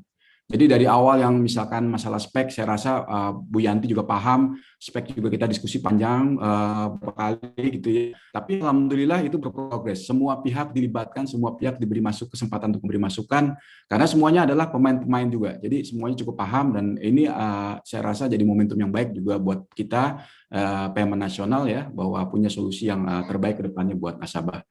Saya rasa itu Bu Yanti yang bisa kami sampaikan. Terima kasih banyak Pak Riko atas sharingnya. Saya ikut lega nih Pak, gimana BSI begitu optimis menyambut rencana implementasi BI Fast. Jadi ini saya ada pertanyaan dulu nih, mungkin saya ikut-ikutan panggil ke Beli Nyoman. Ini kaitannya dengan kalau tadi itu sharing dari Pak Riko di BSI ya Pak. Kira-kira kalau Pak Nyoman ngelihat gitu ya secara overall gitu, sejauh mana sih kesiapan dari penyelenggara sistem pembayaran khususnya perbankan ya, karena di fase 1 ini memang baru namanya peserta langsung ya, direct participant yang boleh ikut di BI Fast.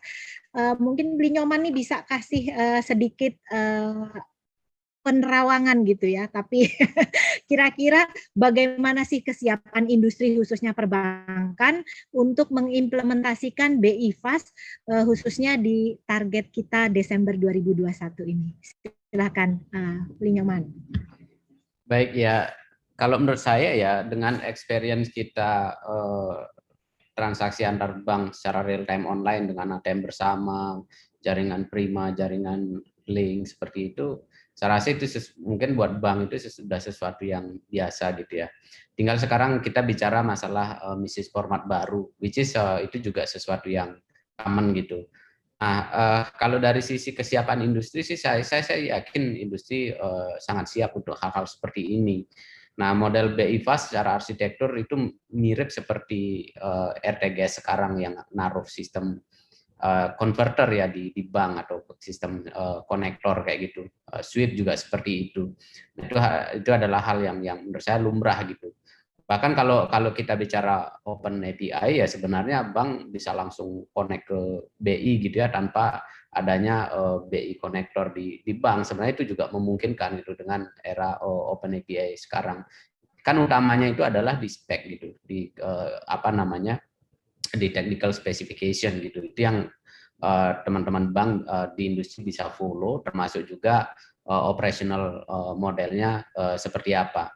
Nah, saya rasa sih mungkin ini tinggal mengadop sistem yang existing dengan beberapa enhancement gitu. Kalau dari sisi capability, saya sangat yakin teman-teman di industri sudah siap. Terima kasih, Bu. Iya, kita ikut lega nih dengarnya, Beli Nyoman. Nah, sekarang kalau kita bicara BI Fast, itu kan tidak sepenuhnya merupakan proyek yang sifatnya IT ya Pak ya. Jadi mungkin kita melihat tadi Pak Nyoman menyampaikan beberapa aspek, misalnya messaging formatnya, kemudian juga mungkin operasionalnya. Mungkin saya ingin mengajukan pertanyaannya ke Pak Andri Asmoro nih, kira-kira secara bisnis Pak, karena kita tahu bank ini dengan transformasi digital yang masif, itu kan mau tidak mau harus melakukan berbagai upaya pengembangan, penyesuaian, investasi gitu. Secara bisnis, bagaimana tanggapan dari pelaku di penyelenggara sistem pembayaran terhadap implementasi BI Fast ini? Jadi from business standpoint, what do you think BI Fast will impact industry, especially payment industry, Pak? Ya, kalau dari sisi bisnis tentu saja bank menyambut baik ya, terutama karena ini udah akan mensupport ya pola transaksi yang kemudian menjadi lebih ke digital ke depannya. Apalagi ini akan makin rapid. Memang tantangannya tadi seperti yang Bu Yanti sampaikan, fee base-nya mungkin akan jadi menurun gitu ya dibanding yang sekarang. Cuma memang ini bagi bank-bank ini malah tantangan kemudian untuk meningkatkan volume ya. Dari sisi transaksinya juga, dan juga kemudian kita akan sangat aktif juga untuk kemudian mencari nasabah-nasabah gitu. Jadi yang kita lakukan adalah bagaimana penguatan infrastruktur, penguatan capability dan juga keamanan ya, terutama keamanan data nasabah dan lain sebagainya yang sekarang sering jadi concern dari masyarakat juga. Ya, untuk kemudian kita meningkatkan volume dan juga akuisisi nasabah misalnya gitu. Jadi lebih dari situ untuk meningkatkan fee base-nya nanti. Di sisi lain pasti buat bank-bank ya tentu saja ini akan sangat membantu ya gitu. Itu Bu Yanti. Ya. Makasih banyak Pak. Jadi kita memang berharap bahwa BI Fast sebagai infrastruktur baru di sistem pembayaran itu bisa dimanfaatkan untuk terus membangun kapabilitas yang nantinya bisa mengenerate lebih banyak bisnis ya Pak ya. Betul. Oke, sekarang saya ada lihat nih mulai masuk ke Q&A dari floor ya Pak ya. Ini ada pertanyaan ke Ibu Regina nih. Seberapa cepat katanya Anabatik bisa bantu konversi ISO 8583 ke ISO 20022 Bu Regina? Silakan Bu. Saya coba jawab agak jualan sedikit ya Bu ya. Jadi sebenarnya beauty dari platformnya kita adalah kita bisa melakukan konversi dengan melakukan mapping on top of UI yang sudah kita siapin. Jadi mapping itu kita bisa lakukan on the fly di platformnya kita dari messaging yang sudah disiapin di 8583 dalam ISO 20022. Jadi memang mappingnya itu kita sudah punya UI-nya, tinggal kita mappingin field-nya apa aja yang kita perluin. Jadi kalau mau bilang seberapa cepat, kita sudah punya package yang untuk ISO 222, tinggal kita deploy, yang dilakukan adalah integrasi ke sistem existing-nya. Mungkin pertanyaannya saya elaborate sedikit boleh ya Bu Regina ya. Industri sistem pembayaran ini kan terdiri dari banyak pemain ya Bu, dan kita lihat memang ada disparitas dalam hal kapabilitas ya. Kalau bank-bank kelasnya Beli Nyoman, Pak Andri, saya yakin lah Pak Riko itu sudah pemain lama yang memang sudah malang melintang di digital. Tapi kita tidak boleh melupakan nih, ini suaranya ASPI selaku representasi industri nih. Kita punya pemain-pemain kecil loh yang juga memang mungkin punya keterbatasan dalam hal kapabilitas. Kira-kira Anabatik punya suggestion nggak bagaimana mereka cope with BI Fast implementation ini? Jadi sebenarnya dari sisi Anabatik sendiri, kita punya yang memang yang light-nya, Bu. Jadi untuk bank yang cukup kelasnya, saya bukan mengecek, tapi memang dari sisi size-nya tidak terlalu besar, yang kita untuk mengakomodir agar cepat mengkonvert ke ISO 20022, kita punya satu solution yang lebih light, yang memang terbatas untuk converter aja. Jadi nanti pada saat ngobrol dengan konektornya BI, tinggal passing ISO 20022-nya. Jadi kita punya yang lebih light daripada digital payment switch-nya.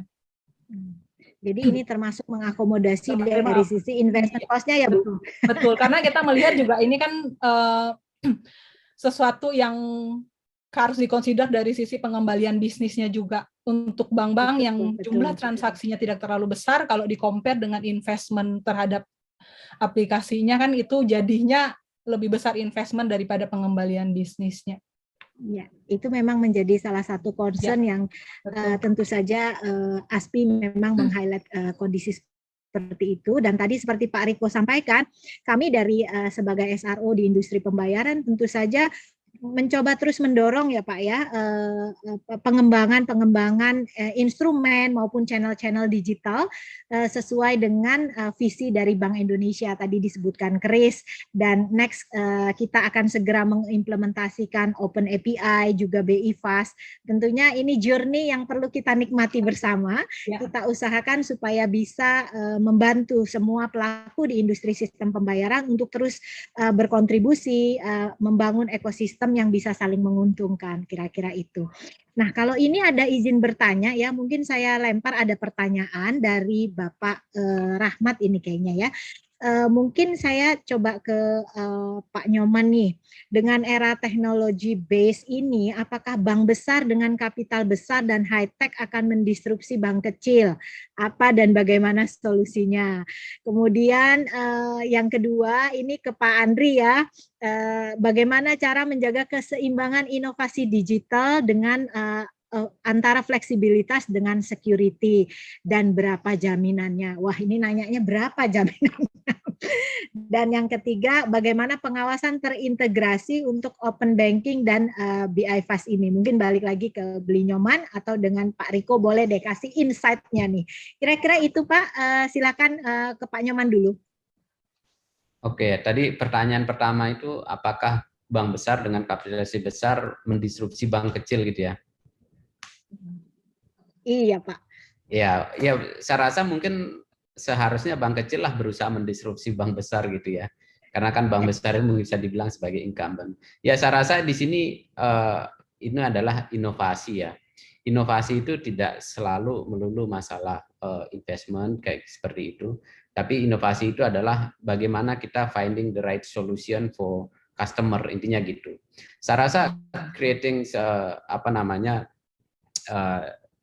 distinctive gitu ya di bank masing-masing itu tuh penting gitu ya. Mungkin kalau misalkan dalam konteksnya bank kecil itu kira-kira apa yang bisa menjadi pembeda gitu. Mungkin bisa main di niche market gitu ya, atau misalkan produk-produk yang sifatnya lokal di daerah masing-masing gitu. Saya rasa itu. Saya rasa kalau kita ngelihat literasi keuangan di Indonesia, kue itu masih banyak kira-kira gitu. Jadi siapapun sebenarnya kalau mau berinovasi itu bisa dapat kue gitu ya. Yang penting kita berinovasi gitu, bagaimana create value-value buat customer gitu. Jadi tidak melulu masalah investment gitu. Sekarang teknologi itu semakin murah gitu. Jadi siapapun bisa create sebuah teknologi, kira-kira gitu. Mungkin pertanyaan yang kedua ini apa menarik ya?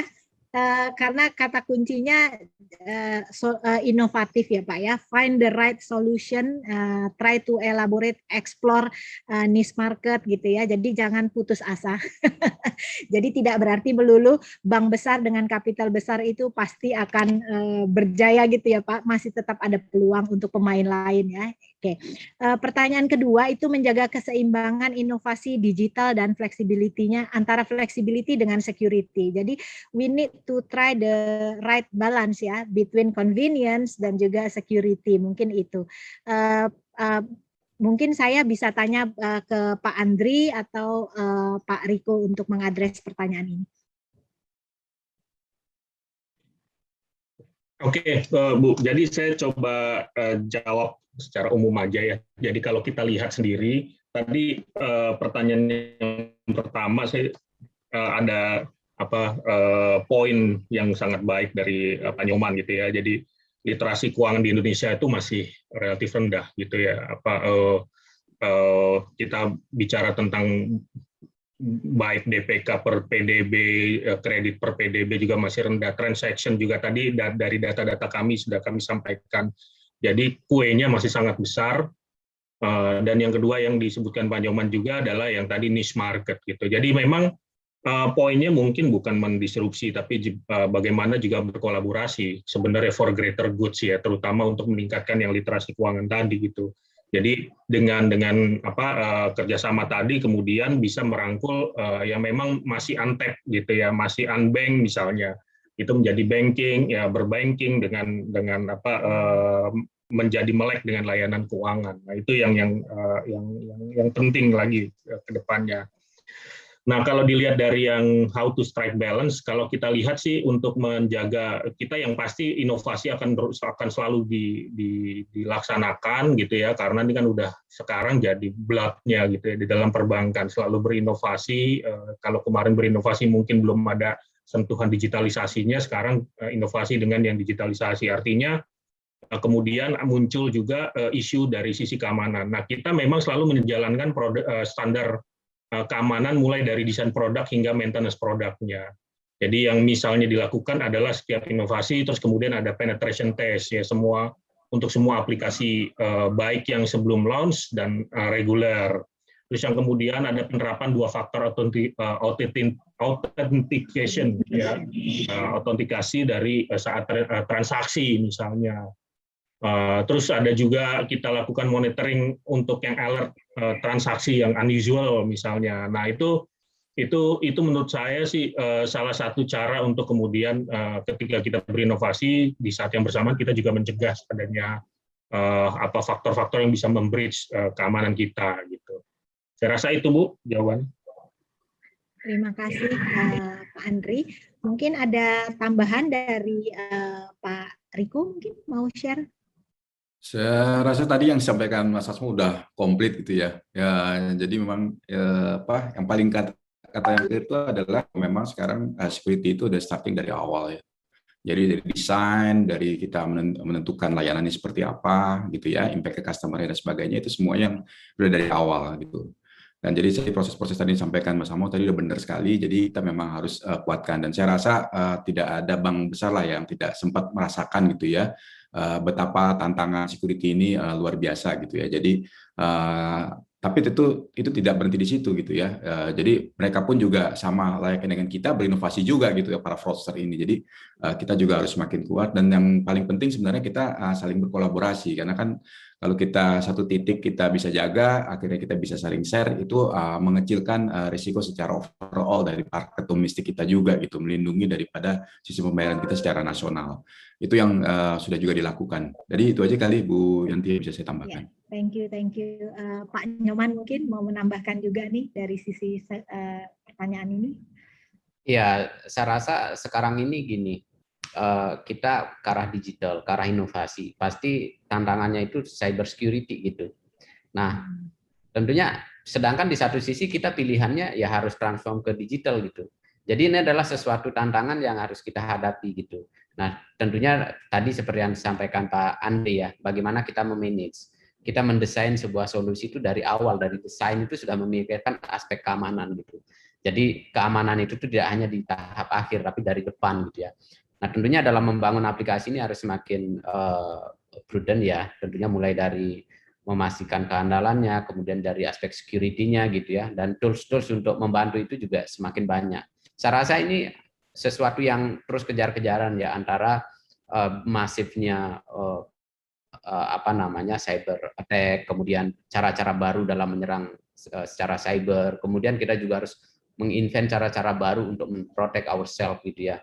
Nah, ini memang tantangan kita itu adalah gimana caranya supaya kita berinovasi secara cepat tapi tetap aman, kira-kira gitu. Dan saya rasa ini sangat-sangat evolving ya di dunia digital ini. Jadi ini speed-nya itu ya sangat-sangat incredible kalau saya bilang. Ya yang penting itu manage seperti yang disampaikan Pak Andri ya, manage dari awal, design the application, itu sudah mikirin aspek security-nya. Nah sebelum dirilis ke market itu ya tadi tentunya ada penetration test yang harus dilakukan oleh pihak independen untuk memastikan keamanan. Demikian Bu. Ya, terima kasih. Kalau sama Pak Nyoman juga pakai apa ya? Suksma ya Pak ya. Makasihnya. Iya. Jadi ini menarik ya Pak, karena kalau kita bicara dalam konteks security itu selain dari penyelenggara sistem pembayarannya, konsumen juga mempunyai peranan yang penting ya dalam memastikan keamanan dalam transaksinya. Jadi saya juga ingin meng-highlight di sini bahwa dari pihak penyelenggara sistem pembayaran, termasuk juga dari pihak provider ya, penyedia solusi, pasti mengedepankan bagaimana memproteksi transaksi pembayaran dengan pengembangan sistem testing dan lain-lain. Namun dari sisi konsumen itu juga sangat penting memahami koridor-koridor keamanan yang harus dia jaga. Nah, ASPI juga melihat ini sebagai salah satu area ya yang memang kita perlu terus melakukan literasi edukasi kepada konsumen. Karena kalau merefer ke studi yang dilakukan OJK, memang masih ada gap katanya ya antara financial inclusion rate dengan financial literation rate-nya, dan itu cukup jauh. Artinya inklusinya sudah mencapai 70%. Artinya masyarakat kita di Indonesia yang sudah mengenal dan menggunakan produk-produk inklusi itu jauh lebih tinggi daripada taraf atau tingkat literasi atau pemahaman mereka terhadap produk-produk digital yang mereka gunakan. Jadi kita mungkin di industri perlu terus mendorong konsumen kita untuk terus meningkatkan awareness dan juga pemahaman ya atas produk-produk digital yang dia pakai khususnya dalam sistem pembayaran. Mungkin itu yang bisa saya tambahkan gitu ya Pak ya. Ini ada pertanyaan Bu Regina, apakah dengan menggunakan solusi translator memerlukan enhancement switching interbank maupun core bank-nya? Nah ini lebih teknis lagi nih. Mungkin saya coba jawab, Bu. Jadi memang yang tadi yang sempat saya sampaikan bahwa adalah yang menjadi poinnya Anabati adalah kita melihat bahwa tidak mungkin mendorong bank untuk langsung melakukan perubahan di sisi core. Karena yang pertama adalah adanya resiko dari sisi operasionalnya. Karena harus mengubah apa yang sudah dilakukan di core atau di switchingnya. Jadi apa yang dikeluarkan oleh core banking atau switching saat ini, itu yang kita translate atau yang kita convert melalui toolnya kita. Jadi dengan kondisi seperti ini saya bisa menjawab bahwa tidak perlu melakukan enhancement di sisi core-nya atau di switching-nya. Jadi translatornya ini atau converternya ini yang akan melakukan conversion ke ISO 222. Jadi kalau memang misalnya sebelumnya menggunakan misalnya pakai 8583, message yang sama kita convert ke ISO 222. Nah itu yang memang kita coba memitigasi adanya operational risk yang ada. Ya, terima kasih Ibu Regina.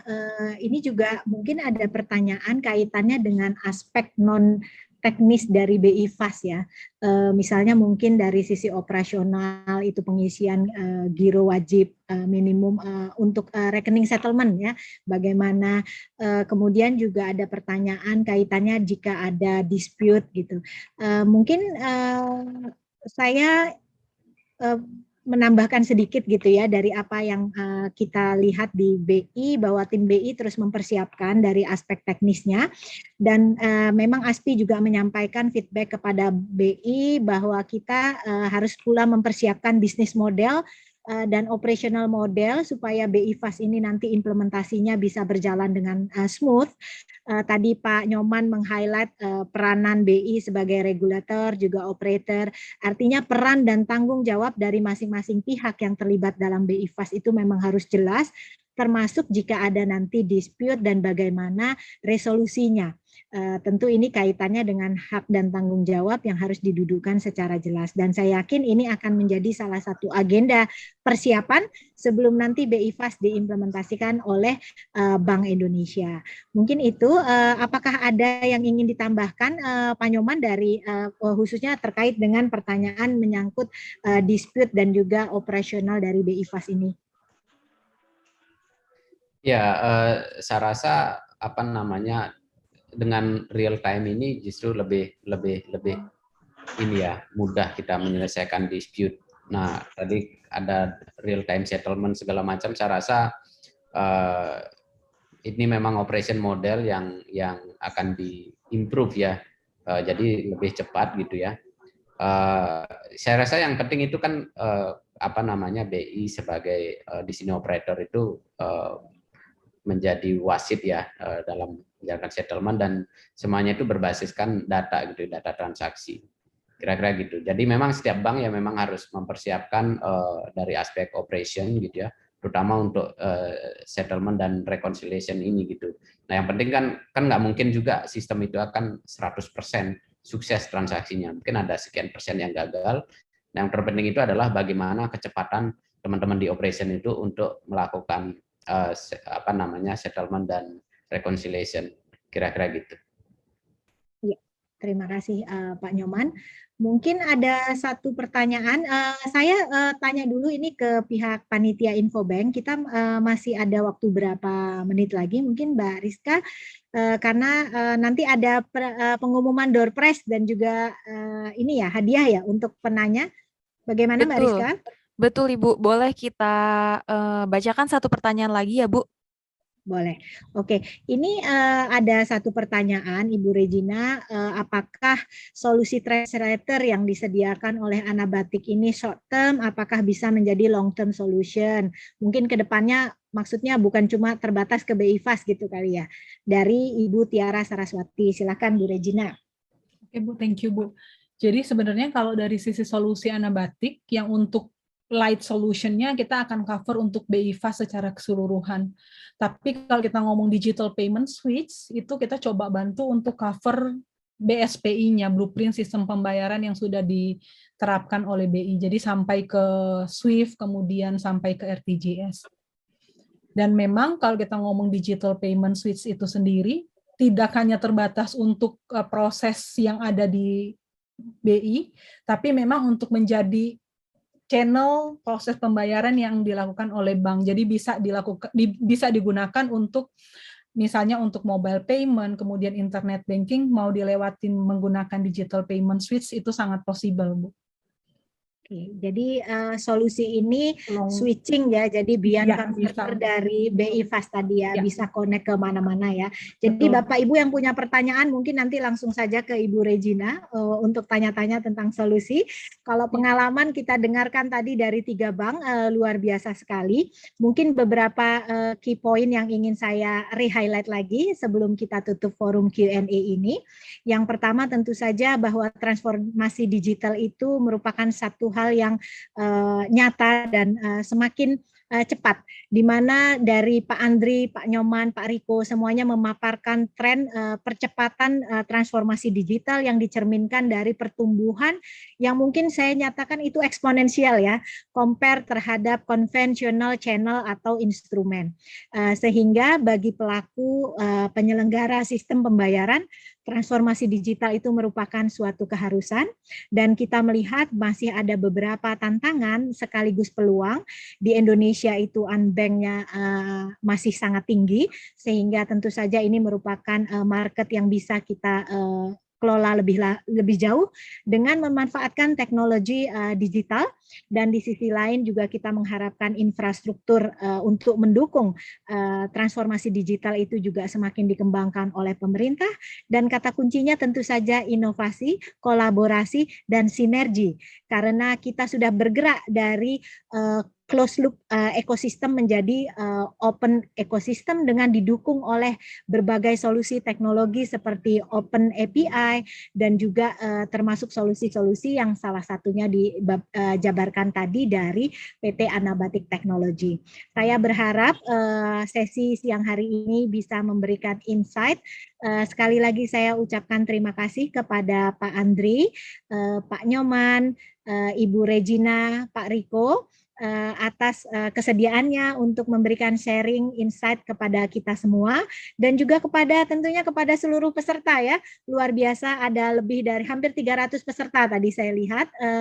Mudah-mudahan ini bisa memberi manfaat untuk Anda semua, dan jika masih ada pertanyaan dari panitia Infobank mungkin nanti bisa menyarikan pertanyaan dan memberikan respon setelah acara ini. Untuk itu sekali lagi kami dari Asosiasi Sistem Pembayaran Indonesia juga terus berkolaborasi sebagai mitra strategis dari Bank Indonesia untuk mendorong transformasi digital di Indonesia. Selanjutnya saya kembalikan kepada Ibu Rizka selaku pembawa acara untuk melanjutkan acara hari ini. Terima kasih. Baik, terima kasih banyak Ibu Yanti selaku moderator dan juga para narasumber dan juga guest speaker luar biasa. Teman-teman tadi sudah kita ikuti diskusi ya apa saja persiapan dari para bank menyambut BI Fast ini. Dan juga tentunya sebagai rasa terima kasih kami akan memberikan kenang-kenangan secara digital kepada moderator, narasumber, dan juga guest speaker. Terima kasih kami ucapkan kepada Ibu Yanti Pusparini selaku Direktur Eksekutif Asosiasi Sistem Pembayaran Indonesia. Tentunya kami ucapkan terima kasih banyak kepada Bapak Andri Asmoro selaku Kepala Ekonom Bank Mandiri. Terima kasih kepada Bapak Inyoman Sugiryasa, EVP for Application Management and Operation Bank BRI. Terima kasih kepada Ibu Regina Anastasia Koilam selaku Head of Solution Anabatik. Dan tentunya terima kasih kepada Bapak Riko Wardana, Digital Banking Development Group Head Bank Syariah Indonesia. Boleh kita berikan tepuk tangan secara virtual kepada narasumber, moderator, dan juga guest speaker kita pada siang hari ini. Luar biasa, terima kasih Bapak Ibu atas waktunya. Saya izin sebelum kita mengumumkan siapa pemenang pertanyaan terbaik, saya izin untuk foto bersama ya.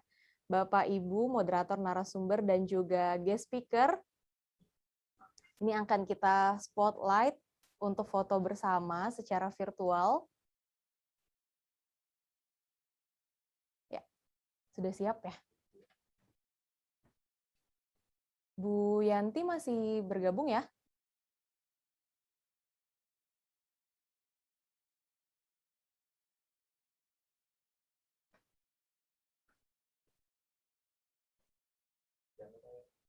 Oke.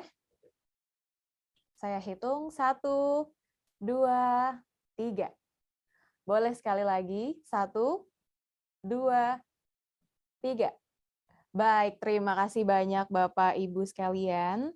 Saatnya nih mungkin yang sudah ditunggu-tunggu oleh para partisipan. Sekali lagi kami ucapkan terima kasih juga untuk para partisipan yang masih join ya. Jangan lupa untuk mengisi feedback form yang telah kami kirimkan linknya di kolom chat karena akan hadiah menarik untuk teman-teman yang telah mengisi feedback form. Nah, tadi sudah kita ikuti diskusi Q&A, tadi juga beberapa rekan-rekan sudah memberikan pertanyaan. Saatnya saya umumkan dari panitia yang terpilih menjadi penanya terbaik untuk 3 orang pemenang. Ini akan ada e-voucher untuk rekan-rekan Bapak Ibu yang tadi sudah mengajukan pertanyaan. Mungkin akan saya umumkan pemenang yang pertama adalah selamat kepada Bapak Adrian Suryo. Yang kedua, selamat kami ucapkan penanya terbaik Bapak Rahmat. Dan juga yang ketiga Bapak Pandu Priyambodo. Luar biasa, terpilih pertanyaannya menjadi pertanyaan terbaik pada siang hari ini. Nantinya para pemenang akan dihubungi oleh pihak panitia, jadi mungkin yang namanya tadi saya sebutkan boleh respon ya di kolom chat, nanti akan dihubungi oleh pihak panitia. Kami ucapkan selamat sekali lagi. Nah, kalau tadi baru 3 orang, akan ada 2 orang lagi yang bisa mendapatkan e-voucher, dan 2 orang ini akan kami undi secara acak bagi Bapak Ibu yang telah daftar melalui link yang sudah kami share sebelumnya di masa-masa pendaftaran. Mungkin boleh kita persiapan untuk mengundi siapa yang berhak mendapatkan e-voucher 2 orang pemenang.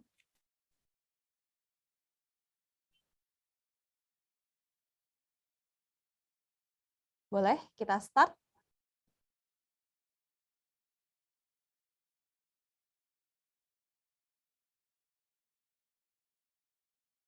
Kira-kira siapa nih pemenangnya?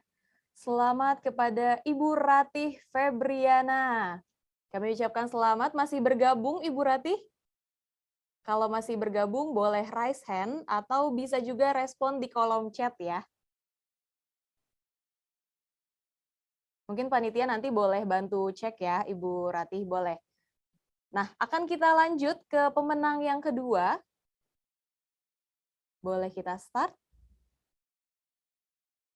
Dan pemenangnya yang kedua mendapatkan e-voucher adalah selamat kepada Bapak Muhammad Rushidi.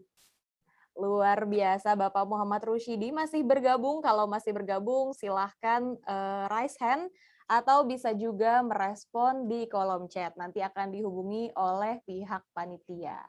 Kami ucapkan selamat kepada 3 orang penanya terbaik dan juga 2 orang yang beruntung kami undi secara acak. Nah, luar biasa sangat menarik. Jadi diskusi kita kali ini selain kita menambah banyak ilmu, juga ada door prize ya menarik untuk teman-teman yang tadi sudah aktif mengikuti diskusi kita pada siang hari ini. Baik, luar biasa Bapak Ibu dan juga rekan-rekan media sekalian. Tiba saatnya kita sudah sampai pada penghujung acara pada hari ini. Semoga diskusi kita pada hari ini dapat menambah wawasan, menambah motivasi untuk kita semua. Tentunya terima kasih juga acara hari ini terselenggara berkat kerjasama Infobank bekerjasama dengan Anabatik dan juga IBM. Saya Rizka Filana mohon pamit undur diri, mohon maaf jika ada kekurangan dan kesalahan dalam penyelenggaraan acara pada hari ini. Semoga kita semua sehat selalu dan semoga pandemi ini segera berlalu. Wassalamualaikum warahmatullahi wabarakatuh. Welcome to Anabatik Technologies. Over the past few years, information technology has marked its role in Indonesian banking. To give a comprehensive service, Anabatik Technologies and its subsidiaries create a competent division for each challenge. Anabatik provide mission-critical system integrator for banking industries. KPSG creates solutions from human resources, information technology, and business process services. CompuTrade Technology International, or CTI, is a value-added distribution subsidiary company which distributes world-leading brands of information technology and delivers to B2B and B2C customers. Our commitment is to provide end-to-end solution for customers, from pre-sales to post-sales. The commitment is to build upon strong sales and technical expertise, high level of professionalism, trusted and fast response, as well as flexibility of offering customized services that meets our clients' needs. Benchmarking to the best of standard is not a matter of ability or knowledge. We truly always think of better ways in our solutions because we are Anabatik. Always think better ways.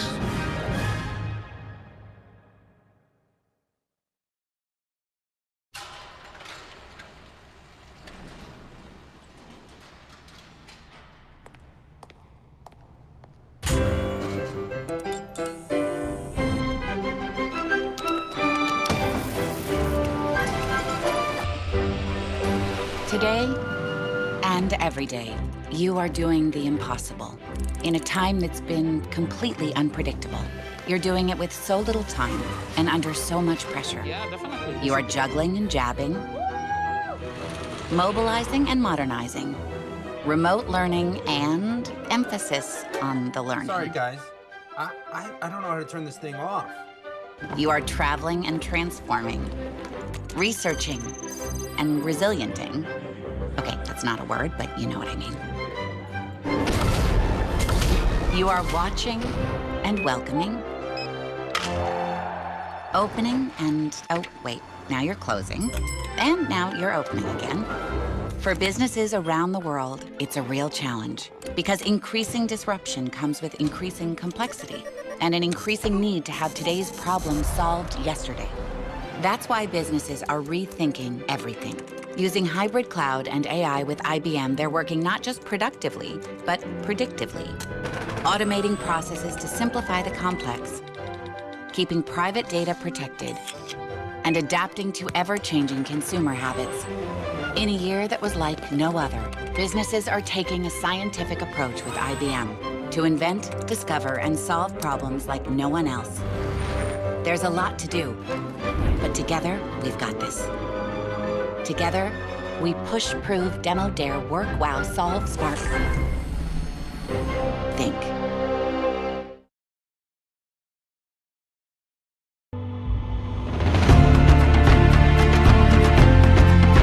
Memasuki masa kenormalan baru, Infobank Group kembali menghadirkan produk-produk jasa keuangan dan perbankan berbasis digital. Semua dipersembahkan untuk mendukung transformasi digital yang sedang dilakukan industri keuangan dan perbankan nasional. Infobank Institute menghadirkan produk-produk jasa konsultasi, in-house training, workshop, public discussion, dan produk-produk e-learning lainnya. Biro Riset Infobank menyajikan produk-produk riset, analisis, mapping industri, dan outlook report. Infobank Event mempersembahkan event-event webinar, e-awarding, dan public communication berbasis digital. Infobank Publishing melakukan berbagai kegiatan publishing untuk mendukung kebutuhan publikasi dan komunikasi perusahaan, serta kebutuhan publik secara luas melalui Infobank Magazine, infobanknews.com, The Finance, dan The Asian Post. Infobank TV menyajikan liputan dan konten analisis mendalam terkait update industri keuangan dan perbankan. Semua bisa Anda dapatkan melalui Infobank Store.